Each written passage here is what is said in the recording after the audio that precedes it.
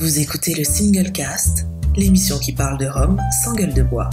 Toutes les 2 semaines sur iTunes et Spotify. Bienvenue mesdames et messieurs dans ce nouvel épisode du Single Cast, l'émission qui parle de rhum sans gueule de bois. Je suis Benoît Baye et je suis là pour animer cette émission aux côtés de mes acolytes. On est tout d'abord avec l'homme à la poussette, mais qui n'a plus de poussette. On dit qu'il l'a troqué contre du rhum. Laurent, comment vas-tu ? Très bien, et je suis juste à côté de ma poussette. Donc, tu l'as encore, tu l'as récupéré. La fausse information. Oh là là. La fausse information. Ah non, parce qu'il y a des bouteilles dedans. Ça manque de transparence tout ça. On n'était pas au courant que la poussette était encore là. Ensuite, nous avons avec nous notre cher Roger Caroni du Plat Pays et au-delà. Hein. Bonjour. Tu vas bien ? Ça va bien, ça va bien. Ça L'accent va. est toujours là. L'accent est toujours là. Qu'est-ce qu'on ferait sans ça ? Alors ton accent quand même, on y a eu droit. Hein. Tout le monde s'est affolé face à ton accent dans ces dernières, dans les commentaires sur les derniers épisodes, et je pense que ça va être un peu le fleuron de notre émission. Ton accent, voilà. Donc. Je ne comprends pas. Hein. Je suis le premier étonné, mais bon, voilà.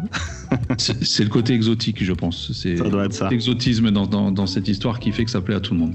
Voilà. Et ensuite, nous avons bien évidemment, on ne le présente plus, le grand maître, notre maître à tous, Géry Gitani. Géry, comment vas-tu ? Ça va, un peu crevé quand même parce qu'on marche beaucoup en ce moment. Donc j'ai dû marcher beaucoup pour arriver au studio et un peu mal aux jambes, mais ça va. C'est sportif actuellement à Paris. Voilà. Alors, on se retrouve aujourd'hui dans cet épisode pour parler de transparence. Transparence dans le rhum, car effectivement, c'est quelque chose de très demandé, de très requis ces derniers temps par la clientèle, par les consommateurs, auprès des producteurs. Alors, certains jouent le jeu, d'autres non. Alors, transparence, est-ce qu'il y en a de trop ? Est-ce qu'il n'y en a pas assez ? On va en parler dans quelques instants, mais avant ça, on va tout de suite passer aux news de notre Roger. Roger, on t'écoute. Alors, première news, Foursquare qui nous revient encore. Donc la fois passée, je vous avais déjà parlé d'un nouvel embouteillage par Vélier pour Foursquare. Cette fois-ci, ils reviennent. Oui, c'était le Plénitopetepep. C'était celui-là. Parfait.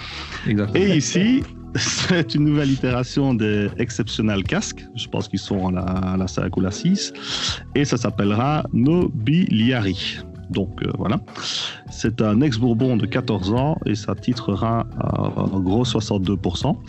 Et pour revenir sur la news des 2 semaines passées, donc j'avais dit que ça ressemblait assez fort au 2005-2007, sur le papier en tout cas. Apparemment pas tant que ça. Richard nous a expliqué que ce nouvel embouteillage contenait une marque très rare de chez Foursquare. Donc voilà, on verra. Et puis surtout, affaire à suivre. Surtout une nouvelle étiquette et un nouveau nom, quoi. Exactement. Mais bon, après... Avec une nouvelle couleur. Le côté rare, on va dire. On verra. Martinique, Naisson vient de remodeler visuellement sa gamme. Personnellement, je trouve ça très classe. Après, c'est très subjectif. Par contre, on y apprend que l'esprit ne sera plus disponible qu'en version bio. Donc, pour celui qui n'aime pas l'esprit bio, qui se dépêche de coffrer des anciens parce qu'il n'y en aura plus. Et pour ceux qui n'ont pas entendu notre émission sur le bio, je vous invite à aller réécouter tout ça sur Spotify, iTunes et maintenant nouvellement également sur YouTube. Donc, n'hésitez pas à nous suivre sur ces différents réseaux et d'aller réécouter tout ça quand vous le souhaitez. Voilà. Pas de souci. Et Naisson va aussi commercialiser cette année le premier rhum vieux bio. Je ne sais pas quand il sort, donc à mon avis, vous pouvez déjà commencer à économiser dès maintenant, parce que ça risque pas d'être donné à mon avis. Mais bon, on verra. Niveau littérature, Luca Gargano, donc le patron de l'embouteilleur Vélier, sort son livre Nomade parmi les fûts, qui est enfin disponible en version française pour la modique somme de 15 €. Ce qui fait presque le prix d'un centilitre des derniers Caroni. Donc, oui, parce qu'à la base, il était sorti en italien uniquement. Oui, uniquement en italien. Et il est sorti cette semaine, je pense, en français. D'accord. Je l'ai lu. Je n'ai pas encore lu. J'ai la version italienne où je n'ai rien capté. Donc, je compte acheter la version française. Tu nous feras un petit retour sur cette lecture, bien évidemment. En allemand. En allemand, en plus. Ah bah oui, tant qu'à faire.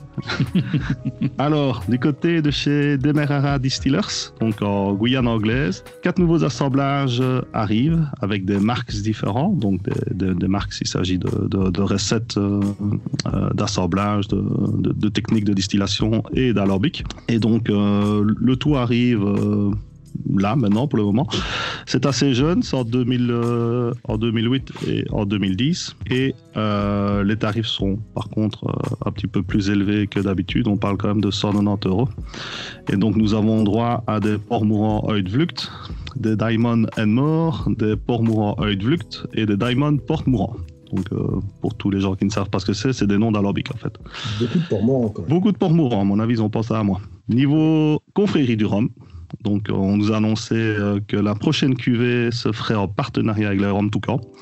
Et donc, suite aux dégustations qui ont été organisées en octobre dernier, c'est là l'échantillon à 60 degrés qui a été le plus plébiscité, donc c'est celui-là qui sortira en 1000 exemplaires et ce sera prévu pour le Romfest, si je ne m'abuse, Benoît. La présentation sera faite officiellement au Romfest et ça sortira pour la modique somme de 35 €. Je vais revenir sur Naisson, la refonte de la gamme, etc.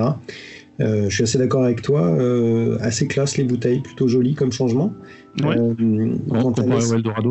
Quant à l'esprit en bio, je pense que la version qui sortiront sera assez nettement différente, gustativement parlant, de la première qu'ils avaient sortie. Un peu comme le rhum bio à 52,5 qu'ils avaient sorti. Cette année, celui qu'ils ont sorti cette année est assez différent et meilleur que le premier. Et j'en avais parlé avec ces chers producteurs de rhum et ils me disaient que le bio allait suivre un petit peu la même voie. Ah bah, tant mieux. Voilà. D'accord. Ok. Bon, merci beaucoup pour toutes ces news. Dans ce cas-là, je vous propose de passer au sujet du jour. Donc, transparence auprès des producteurs pour les consommateurs. Est-ce qu'il y en a de trop? Est-ce qu'il n'y en a pas assez? Laurent, on attend ton avis. Qu'en penses-tu? Dis-nous tout. Alors, c'est un vaste sujet et c'est un débat qui a enflammé, pourrait-on dire, la toile depuis quelques années maintenant, avec cette volonté toujours croissante des consommateurs de comprendre et de savoir ce qu'ils boivent, de savoir ce qu'ils mettent dans leur verre, de savoir ce qu'ils achètent, gustativement parlant, mais aussi au niveau du prix, qu'ils comprennent un petit peu pourquoi l'un est cher, l'autre est pas cher. C'était aussi un petit peu en réaction à certaines maisons de rhum qui mettaient des étiquettes qui pouvaient, on va dire, induire en erreur, avec parfois des systèmes Solera qui ne le disaient pas et qui affichaient juste un chiffre sur leur bouteille ou qui s'annonçaient comme par exemple 23 ans au hasard. Et donc ça a irrité pas mal de consommateurs, surtout que ça a été un peu mis sur la place publique, d'où cette volonté de plus de transparence, dont je suis le premier à plébisciter cette transparence d'ailleurs. Alors après, cette transparence a effectivement joué pas mal de producteurs ont suivi cette demande de la part des consommateurs et ont essayé d'être assez transparents au sujet de leur nouvelle cuvée ou même de certaines cuvées passées. Mais après, est-ce que ça n'a pas... Est-ce qu'il n'y a pas eu un retour de flamme quelque part en jouant justement cette carte de la transparence à tout prix pour certaines marques? Est-ce que tu aurais un exemple? Parce que je vois pas forcément... Je prends l'exemple de la Favorite. La Favorite avec la Flibuste, où voilà, on a exigé de la transparence concernant les recettes, etc. Et où par la suite il y a, selon moi, du moins c'est comme ça que je l'ai un peu vécu, je l'ai un peu interprété, eu un retour de flamme dans le sens où voilà, on a découvert que dans les recettes il y avait du pruneau et puis et que certaines personnes se sont senties trahies, trompées sur le produit. Alors moi je pense que le retour de flamme ne vient pas juste de cette clarté. C'est que pendant longtemps, il y a eu un manque de clarté. Donc c'est plus ce phénomène-là qui je pense, a ennuyé quelques personnes. Il faut aussi dire, malgré tout, que maintenant, mon impression à moi, c'est que comme c'est su, et connu, et reconnu par la Favorite, c'est plus vraiment un sujet. C'est-à-dire qu'on retrouve plein de gens qui cherchent ces bouteilles, qui collectionnent ces bouteilles, vu que c'est des bouteilles millésimées. En sachant pertinemment ce que c'est, oui. Voilà. Ouais. Je suis d'accord avec Laurent. C'est vrai qu'il y avait un manque de transparence. Il y a eu ce mouvement. Et depuis, les gens, ils achètent la Flibuste en connaissance de cause. Et on peut dire que depuis ça, la Flibuste vend de plus en plus. alors que les prix ont triplé en quelques années. Donc, mais pour revenir sur le sujet globalement, ça dépasse le rhum en fait. Hein. Le consommateur, il est de plus en plus curieux, de plus en plus averti, et il cherche à connaître, quels que soient les produits dans le domaine agricole, il cherche à connaître les méthodes de production, la composition du produit, l'origine des certifications, et bien sûr, ça arrive dans le rhum. Hein. Si on prend l'exemple du vin, par exemple, dans le vin, pour lutter contre les fraudes, etc., ils ont créé un système qui s'appelle le blockchain, qui permet de suivre tout le processus de production, mais non seulement la production, la distribution jusqu'à la vente. Alors c'est quelque chose qui est en cours, hein, qui n'est pas encore complètement, je dirais, répandu chez tous les producteurs de vin, et on en est loin bien sûr dans le rhum. Hein, mais disons que c'est un phénomène global et mondial. Hein, c'est un peu comme quand on parlait du bio, du phénomène bio, etc. Oui. Je veux dire, les gens, c'est aussi un phénomène de société actuelle. Tout le monde veut savoir tout sur tout. Donc forcément, parce que aussi un des autres problèmes, c'est qu'il y a beaucoup d'arnaques et beaucoup de n'importe quoi. Maintenant, je pense que des fois, il ne faut pas aller trop loin non plus dans les détails. Il y a des choses qui, pour moi, sont expliquées sur les étiquettes qui sont très bien. Par exemple, on prend Habitation Vélier, c'est hyper transparent, hyper clean, tout est marqué dessus. Mais du coup, ça habitue certains consommateurs à, lorsqu'il manque 2-3 infos, qui sont intéressantes, mais qui, si on ne les a pas, ne pas une catastrophe non plus, crient tout de suite au scandale. Voilà, c'est ça. Là, on est vraiment sur le retour de flamme.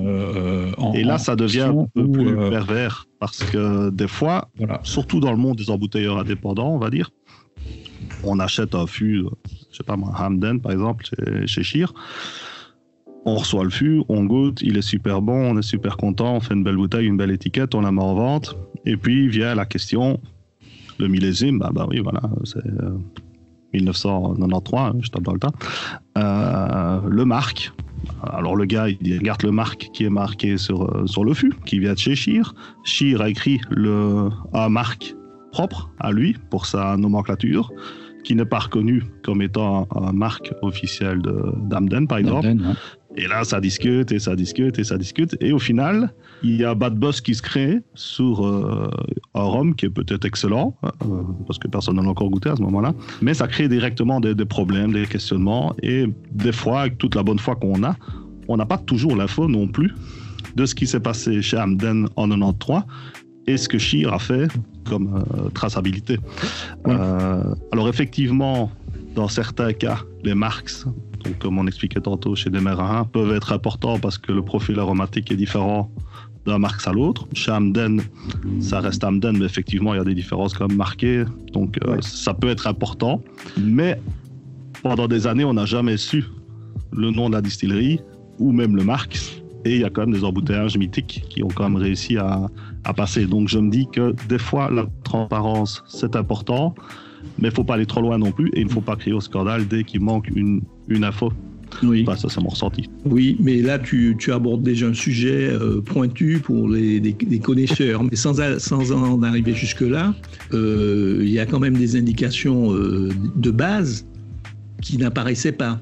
C'est pour ça que l'année dernière, au mois de juin, il y a 31 associations 6 multinationales qui ont signé un protocole d'accord pour que sur les étiquettes des spiritueux, on mentionne un certain nombre d'ingrédients. Alors, on n'en est pas encore là parce que c'est à horizon 2021 et l'accord dit que 66% des produits devraient, donc ça veut dire qu'il resterait 44% des produits sur lesquels on n'aurait pas toutes les indications, mais normalement on devrait avoir le taux d'édulcoration et s'il y a du glycérol, donc un minimum, je veux dire, de base pour le consommateur qui n'est pas à notre niveau et qui n'a pas nos connaissances.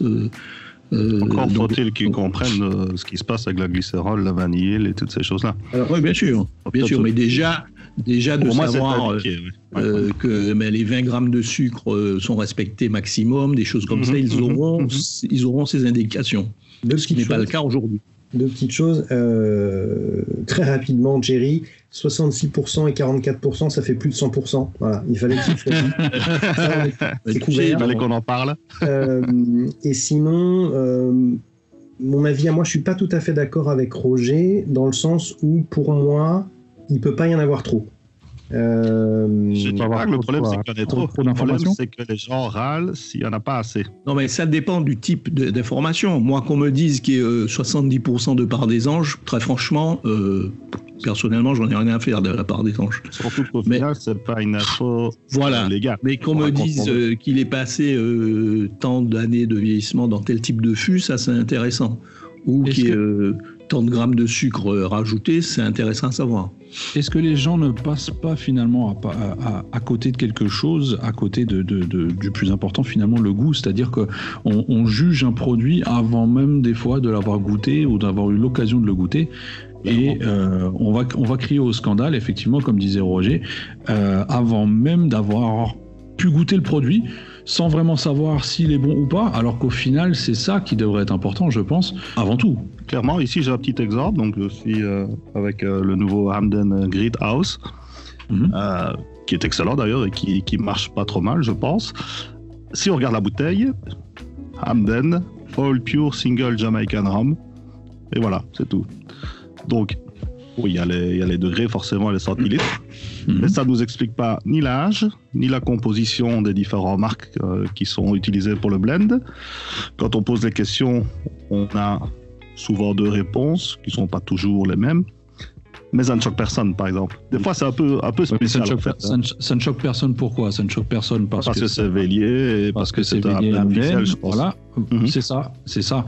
Et non pas parce que ce sont d'autres joueurs, c'est-à-dire qu'il y a non, ça ne choque personne. Plus privilégiés que d'autres. Ça ne choque personne parce que dans le domaine des spiritueux, on n'y est pas habitué. Il n'y a pas que dans le rhum, c'est assez général dans les spiritueux. On n'a pas beaucoup d'informations de façon générale et on y est habitué. Mais c'est vrai que le mouvement, la tendance actuelle, c'est d'avoir de plus en plus sur le produit. C'est-à-dire qu'aujourd'hui, comme on va de plus en plus sur des achats, par exemple en ligne, pour le consommateur qui achète en ligne, c'est intéressant d'avoir un certain nombre d'informations. Quand on va chez le caviste, c'est une démarche différente. Tu peux goûter. Alors, mais aujourd'hui, le consommateur a beaucoup plus accès à l'information aussi grâce à Internet, notamment, et grâce aux différents forums et groupes Facebook, etc. On a beaucoup plus accès à l'information qu'il y a 10, 20 ans, par exemple. Où, pour trouver des informations, il fallait se déplacer, il fallait soit aller voir le producteur ou aller voir des professionnels, alors qu'aujourd'hui, il suffit d'allumer son ordinateur et de fouiller un peu. On tombe rapidement sur les informations qu'on cherche, dans la majorité des cas. À voir si elles sont vraies aussi, parce que... Voilà, c'est ça. Après, c'est pas parce que c'est sur l'étiquette que c'est vrai. Bon. Ça, c'est notre problème. Oui, parce que hormis les informations légales, qui est le volume d'alcool et la quantité, in fine, si demain je sors un truc et que j'invente un marque ou je mets un marque qui est un petit peu connu, hormis certains qui pourront peut-être commencer à faire des croisements, regarder en quelle année on a fait telle marque dans telle distillerie ou par rapport au profil, je veux dire... si on ne cherche pas, on croira directement ce qui est marqué sur l'étiquette. Roger, est-ce que pour l'auditeur qui nous écoute, les auditeurs, tu peux donner une définition du marque ? Parce que je ne sais pas si... marque, en fait, comme j'expliquais tantôt pour les news, c'est une recette. Donc, plusieurs distilleries fonctionnent avec des marques, comme on dit. Donc, par exemple, chez Demerara Distillers, on a le marque PM qui veut dire porte-mourant. Donc, ce sera un rhum qui sera distillé dans l'alambic porte-mourant, avec toute une autre série de composants, donc le nombre de jours que cela va fermenter et toutes ces choses-là. En Jamaïque, on a aussi des marques chez Hamden qui correspondent là, par contre, on va pas rentrer dans les détails, mais à l'intensité aromatique ou le profil aromatique du rhum. Et donc, effectivement, c'est des infos intéressantes pour les geeks un peu comme nous, parce qu'il y a des choses très intéressantes là-dedans, mais c'est aussi des fois un peu tout et n'importe quoi, les marques. Ça peut englober tellement de choses qu'au final, on a vite fait d'écrire un truc pour pas se faire incendier. Enfin, ça pourrait en tout cas donner cette impression quand on voit certains débats assez soutenus quand il manque l'info. Donc, l'info c'est bien, mais je pense qu'il ne faut pas tout de suite crier au scandale quand l'info n'est pas présente. Moi, je pense que c'est ça. premièrement sur le Great House, comme tu dis, qui a son petit succès, je pense. Ouais. Il a le droit, il est bon. Bien sûr, mais moi ça me choque un peu qu'il me manque des infos. Enfin, entre autres, l'âge, quoi. Enfin, c'est quand même la base. Oui, on parle de 7 ans, mais effectivement, c'est du 5 ans. Hein. C'est pas marqué, donc on sait. Oui, c'est pas marqué. Alors, une petite anecdote, j'étais au Whisky Live comme vous, et je dégustais un whisky, je ne vais pas nommer ni la marque, ni la provenance, et quand j'ai demandé l'âge, le producteur m'a dit, mais ça, c'est notre secret, on ne peut pas vous le dire. Ouais. Oui, mais ça, c'est le phénomène des no age statements, les NAS dans le whisky. J'espère sincèrement qu'on va... Alors, je crains que si, mais j'espère qu'on ne va pas suivre cette voie-là, parce que pour moi, c'est vraiment une information intéressante. On a vu, il n'y a pas si longtemps, Longto, qui a sorti dans leur série Concerto... Symphonie et je sais plus quoi, 3 bouteilles où il n'y a pas d'âge. Ce sont des assemblages. Absolument. Alors, oui, mais il pourrait quand même donner l'âge minimum. C'est pas... Et ça, il ne le donne pas. Donc, on se retrouve devant un produit où on ne sait pas vraiment ce qu'on a en face de nous. On n'a pas l'info. On sait juste que, si je ne dis pas de bêtises, il y en a un, c'est un élevé sous bois et les 2 autres sont des vieux. Voilà. Et donc moi, ça me dérange clairement, le fait du manque d'indication. Et c'est un peu pour ça que je disais tout à l'heure, d'après moi, il ne peut pas y en avoir trop d'informations et de transparence. Et je soutiens que c'est extrêmement important qu'on continue dans cette voie-là. Et quand Benoît, tu dis que est-ce que avant tout, ce qui ne devrait pas compter, c'est le goût? Alors, oui et non. C'est-à-dire que, évidemment, prendre du plaisir sur un rhum, ça reste la composante principale. Cependant, savoir, par exemple, et de manière très transparente, s'il y a eu des ajouts dans ce qu'on boit. Imaginons quelqu'un qui prend un pied extraordinaire sur un Don Papa 7 ans. Et lui, avec les informations dont il dispose, pour lui, c'est du rhum. Et c'est pas du rhum. Et du coup, ça va fausser sa grille de lecture, en quelque sorte. Et c'est pour ça que le goût, évidemment, c'est important pour que chacun prenne du plaisir, mais... Il faut savoir ce qu'il a dans son verre. Alors je suis entièrement d'accord avec ce que tu dis là, mais en prenant l'exemple inverse, on va reprendre l'exemple de Longto que tu viens de dire. Est-ce que le fait qu'il y ait un manque d'informations sur celui-là ou sur le Great House d'Hamden t'empêche d'apprécier le produit? Gustativement, tu veux dire? Gustativement. Alors non, alors il se trouve que, je vais pas dire lequel, mais parmi ces rhums-là, il y en a que j'aime bien, il y en a que j'aime moins. À condition que à condition bien sûr que tu les aies appréciés. Oui, ce qui n'est pas forcément le cas, mais c'est pour moi c'est deux choses différentes et parallèles. C'est-à-dire que il faut que je prenne du plaisir, mais mon plaisir sera peut-être décuplé ou augmenté, en tout cas si je sais ce que c'est, si j'ai un peu plus d'infos. Alors est-ce que c'est parce qu'on est des geeks, nous autres? Je pense que oui, parce que pour exemple, Don Papa Hamden, c'est quand même 2 extrêmes. Moi, la transparence, c'est réellement important, mais dans les rhums que nous consommons ou dont nous parlons, on part quand même du principe qu'effectivement, les règles sont respectées pour la plupart. On a quand même des produits de qualité, on sait ce qui se passe. Donc, on n'est pas vraiment dans le même schéma qu'un Don Papa, qui est rempli d'un peu tout et n'importe quoi. Évidemment, dans ce genre de cas, là, oui, il faut une transparence beaucoup plus nette parce qu'il y a beaucoup trop d'ajouts. Je pars du principe que moi, Hamden, naïvement peut-être, mais je pars du principe que c'est quelque chose de tout à fait correct. Et donc, le fait de ne pas connaître l'âge, ce serait juste... Le seul truc embêtant, ce serait peut-être pour faire une relation entre le prix et ce que j'ai dans la bouteille. Si c'est très vieux, c'est peut-être normal que c'est un peu plus cher. Il y a un autre aspect aussi, je rejoins un peu Laurent, parce que nous, on goûte beaucoup, mais la personne qui ne goûte pas, qui arrive devant des étagères chez un caviste, mais disons un caviste qui n'est pas spécialisé en rhum, il va avoir une bouteille d'un assemblage à un certain prix, et il va avoir une bouteille au même prix avec l'âge, le type de fût, etc. Je pense que la personne va aller vers ce type de bouteille à prix égal. À voir, parce qu'il aura peut-être été influencé par d'autres... Pas forcément, c'est un peu ce qui a été reproché d'ailleurs à des marques comme Zacapa, c'est-à-dire que quelqu'un qui ne s'y connaît pas et qui n'a pas forcément la notion de réglementation, etc., il voit une bouteille avec un simple 23 marqué dessus et de l'autre côté, je vais dire n'importe quoi, mais un produit avec marqué 6 ans, en termes de chiffres pour le même prix, il va se diriger vers le 23. Bien sûr. Clairement. Oui, parce qu'il y a un manque de transparence, on se rejoint. Ouais. Voilà, dans ce sens-là, d'accord. Puis il y a de la jolie paille autour de la bouteille, attention. Mais là, l'exemple que je donnais, c'est à produit égal. Tu prends 2 produits, parce que Laurent, il a cité Longto, mais tu prends un Longto Symphonie et tu prends un autre de même qualité au même niveau de prix, puisqu'on se situe quand même à un prix déjà élevé. Je pense que la personne qui ne s'y connaît pas trop et qui a goûté ni l'un ni l'autre va s'orienter vers la bouteille où il a le plus. Oui, mais qu'est-ce qui va lui dire que ce sont des produits de qualité égale? Non, mais s'il a décidé d'acheter une bouteille autour de 90 € pour faire un cadeau, par exemple... Il part du principe que c'est qualitatif. Voilà. Ça veut pas dire cher. Là, j'ai plus d'éléments, c'est un peu plus... J'ai plus d'infos. Je veux dire, ce sera un réflexe du client lambda, quoi, en fait. Ok, ouais. Je comprends. Enfin, c'est mon avis. Et vous, chers auditeurs, n'hésitez pas à nous dire ce que vous en pensez d'ailleurs dans les commentaires, que ce soit sur Facebook, sur Instagram ou même sur YouTube, quand vous écouterez cet épisode. N'hésitez surtout pas à vous le dire et à vous abonner sur iTunes et sur Spotify. Et pour clôturer cet épisode, parce qu'on commence tout doucement à être à la limite de temps, ça passe vite, ça fait déjà près d'une demi-heure.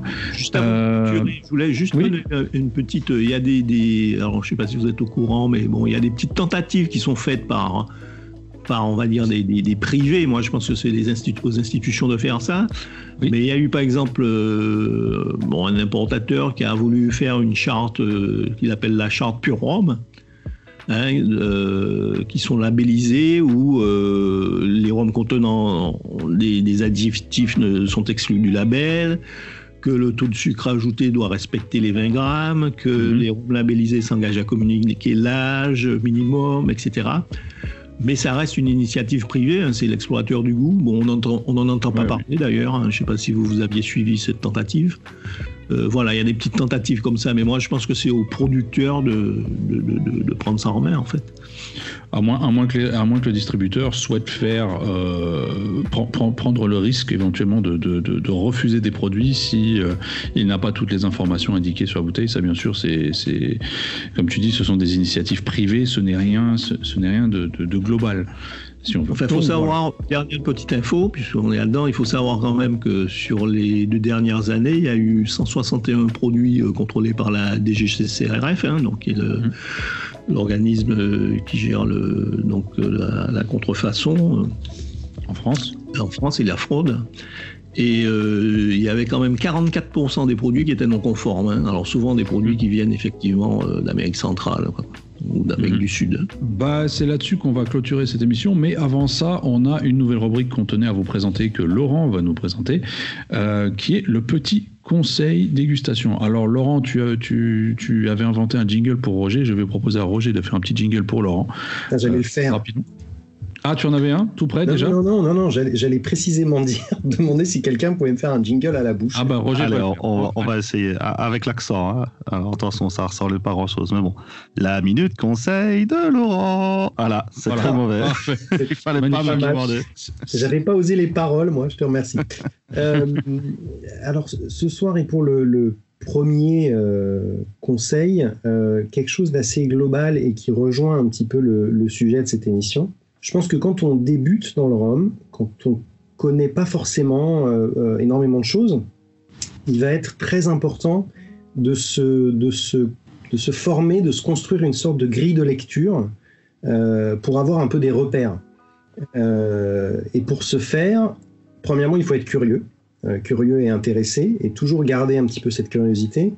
Et surtout, ça va être grâce précisément à la transparence et aux informations qui peuvent être soit inscrites sur les bouteilles, soit peut-être un caviste spécialisé pourrait donner, qu'on va pouvoir commencer à se créer cette grille de lecture et ces repères qui vont permettre par la suite d'établir un petit peu une organisation intellectuelle et gustative des rhums. Et je pense que c'est très important d'avoir cette démarche, sinon on va s'y perdre assez rapidement. Et on ne va pas pouvoir avancer. Alors bien sûr, il faut qu'il y ait une volonté derrière, mais ça me semble assez important d'être curieux et de regarder un petit peu les choses, de chercher l'information pour pouvoir avancer. Voilà, c'était mon premier conseil. Parfait, merci beaucoup pour ton conseil Laurent. Et puis on va clôturer cet épisode déjà pour aujourd'hui. On se retrouve donc dans 2 semaines, le 2 février prochain, pour un nouvel épisode avec un nouveau sujet. En attendant, n'hésitez pas à écouter et réécouter tous les épisodes du Singlecast, donc sur Spotify, iTunes et YouTube, et à nous laisser vos commentaires en commentaire, vos commentaires en commentaire, voilà, c'est ça, sur les différents réseaux sociaux. Voilà. Messieurs, je vous remercie. Je vous dis à bientôt. À bientôt. Salut les autres. Salut. Et à vous aussi, chers auditeurs, je vous dis à bientôt et à dans 2 semaines. Vous venez d'écouter le Singlecast, l'émission qui parle de Rome sans gueule de bois. Toutes les 2 semaines sur iTunes et Spotify.